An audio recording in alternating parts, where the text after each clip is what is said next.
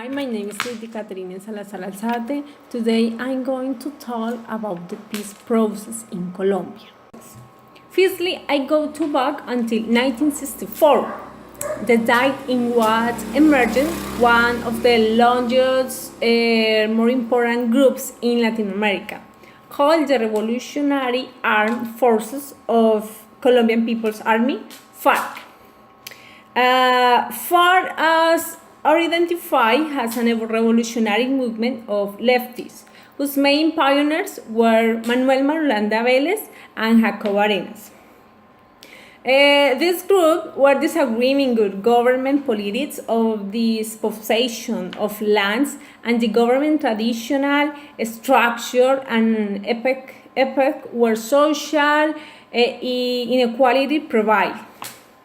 They decided to rise up in arms and carry on a war against the government, who would ensure the beginning of a harsh story of pain and suffering for the civilian population. As the violence worsened, the population were subject to live in middle of bullets, uncertain terrorist attacks, kidnappings, displacement.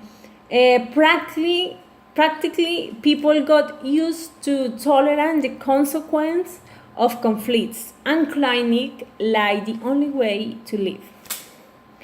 After several failed attempts to achieve communist ideals through concert and peaceful dialogue, the FARC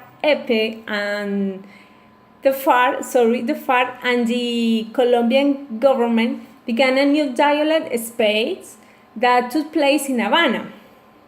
But I don't want to emphasize in the stage of the peace process.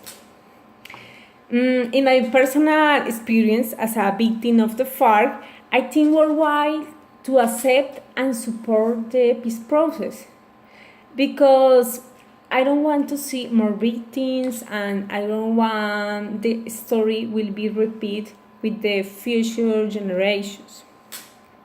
The other way, it is clear that the signing of the peace agreement does not guarantee that the war that has outlasted for almost half a century will end overnight.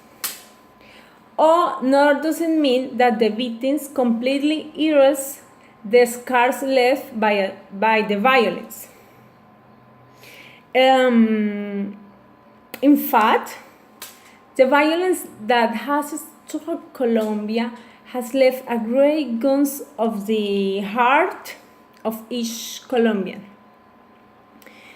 I consider that Colombians will very invite peace, and believing that this process will be good, although this implies to accept things that we don't agree. For example, I don't agree with the FARC have participation in political field, and they are not obligated to serving sentence for all crimes committed. However, the peace process marks a starting point for the future that Colombia wants to build in order to not repeat the story. In fact, we cannot condemn future generations to continue this absurd war. In this new story, all Colombians win a new way of life. It's as a second opportunity that God provides for be a society in peace. Finally, many are the challenges that the government and the FARC will have to face, mainly in order to comply with the peace agreement. The road is not easy, but the parties have shown willingness and responsibility, because for them it's clear that not is an option, stick back and postpone peace. This road has already begun, and Colombia, with a positive perspective of what will happen, must take up the challenge of post-conflicto. as an opportunity in his implementation will be a great importance, mainly in Colombian homes and academic schools, who will have the moral and ethical responsibility with society to build the future